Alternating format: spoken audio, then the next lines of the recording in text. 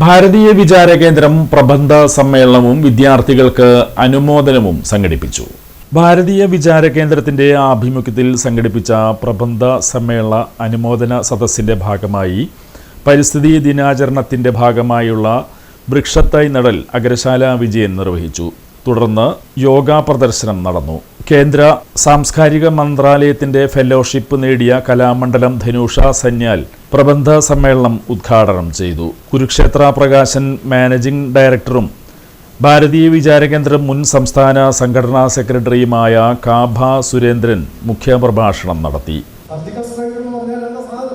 ശത്രുപാളയത്തിൽ പോയി അപ്രതീക്ഷിതമായി ബോംബ് വർഷിച്ച് സർവനാശം വിതച്ച് ഒരു പരിക്കും കൂടാതെ തിരിച്ചു വരുന്ന ഏർപ്പാടിനെയാണ് സർജിക്കൽ സ്ട്രൈക്ക് എന്ന് പറയുന്നത്. ഒരു യുദ്ധമല്ല, അത്രയും രൂക്ഷമായ ഒരു സർജിക്കൽ സ്ട്രൈക്ക് നടത്തി. എങ്ങനെ സർജിക്കൽ സ്ട്രൈക്ക് എന്ന് ഞാൻ പറയാൻ കാരണം, ഭാരതത്തെ ഒന്നിനും കൊള്ളാത്തവർ, ദരിദ്രവാസികൾ, നിരക്ഷരർ, പ്രാകൃതർ, മൃഗങ്ങളെ ആരാധിക്കുന്നവർ, പാമ്പിനെയും പശുവിനെയും പൂജിക്കുന്നവർ, മണ്ണിനെയും മലയെയും ദൈവമായി കാണുന്ന പടുവൃഷ്ടികളുടെ നാടാണ് ഭാരതം.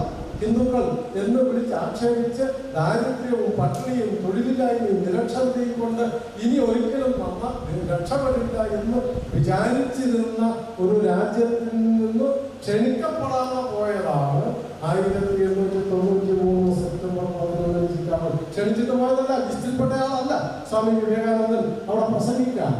അതിനെ പ്രസംഗിക്കാൻ ചെന്ന ആളിന് എവിടെ ചെല്ലണം, ആരോട് ചോദിക്കണമെന്ന് അറിയാതെ നിന്നപ്പോൾ അദ്ദേഹത്തിന് അവിടെ വെച്ച് പരിചയപ്പെട്ട ഒരു പ്രൊഫസർ ഈ മതമഹാസമ്മേളനത്തിന്റെ സെക്രട്ടറിക്ക് ഒരു കത്ത് കൊടുത്തയച്ചു.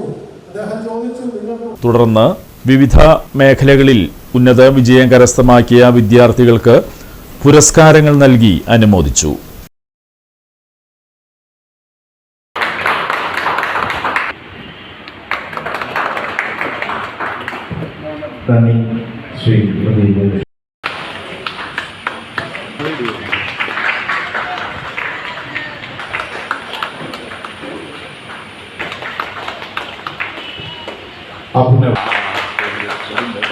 ആദില രാജേഷ് ശ്രീയ,